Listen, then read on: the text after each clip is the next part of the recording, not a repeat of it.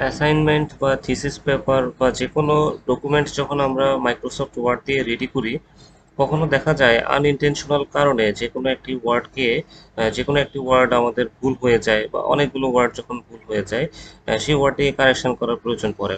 এখন পুরো ডকুমেন্টে সেই একই ওয়ার্ড অনেকবার থাকতে পারে। সেই ওয়ার্ডটিকে খুঁজে খুঁজে বের করে দেন হচ্ছে সেটাকে কারেকশন করতে হয়। এই বিষয়টি অনেক শ্রম সাপেক্ষ। যেমন আমি যেই আর্টিকেল যে ডকুমেন্টে আমাদের স্ক্রিনে দেখা যাচ্ছে, সেখানে আমি ইনসুলিন ওয়ার্ডটিকে মার্ক করে রেখেছি রেড মার্ক দিয়ে। সেখানে দেখা যাচ্ছে আমার 246 ওয়ার্ডের একটি ডকুমেন্টের মধ্যে ইনসুলিন ওয়ার্ডটি আছে প্রায় 11 বার। এখন আমি যদি ইনসুলিন ওয়ার্ডটিকে চেঞ্জ করে অন্য একটি ওয়ার্ড বসাতে চাই বা ইনসুলিন ওয়ার্ডটির মধ্যে কোনো কারেকশন করতে চাই, তাহলে পুরো ডকুমেন্টের যেখানে যেখানে ইনসুলিন আছে সেখানে গিয়ে গিয়ে আমাকে সেই ওয়ার্ডটি কারেকশন করতে হবে। তো এই বিষয়টি অনেক শ্রম সাপেক্ষ এবং সময় সাপেক্ষ বিষয়।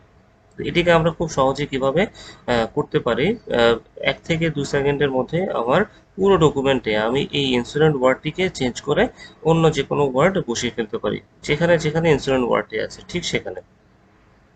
সেক্ষেত্রে প্রথমে আমাদের কি করতে হবে, প্রথমে হচ্ছে আমাদের কন্ট্রোল এফ চাপতে হবে। এফ চাপলে আমাদের এখানে একটা নেভিগেশন বার চলে আসবে। সেখানে আমি আমার যে ওয়ার্ডটিকে চেঞ্জ করতে চাই সেই ওয়ার্ডটি আমি এখানে টাইপ করে দেবো। যেমন আমি এখানে ইনসুলিন লিখে রেখেছি। লেখার পর ডান পাশে কর্নারে এসে আমি রিপ্লেস সিলেক্ট করব। সিলেক্ট করার পর এখানে ফাইন্ড হোয়াট একটি বার চলে আসবে। সেখানে আমি আমার যেই ওয়ার্ডটিকে চেঞ্জ করতে চাই সেই ওয়ার্ডটিকে লিখেছি ইনসুলিন। ইনসুলিন লিখে রেখেছি। দেন এই ইনসুলিন ওয়ার্ডের পরিবর্তে আমি যে ওয়ার্ডটিকে বসাতে চাই, যেমন আমাদের এই আর্টিকেলে আমি ইনসুলিনের পরিবর্তে গ্লুকাগন বসাতে চাই, সেক্ষেত্রে রিপ্লেস উইথ এই অংশে একটা খালি ঘর থাকবে। খালি ঘরে আমি আমার যে ওয়ার্ডটিকে আমি বসাতে চাই সেটি লিখে দিব, গ্লুকাগন লিখে দিব।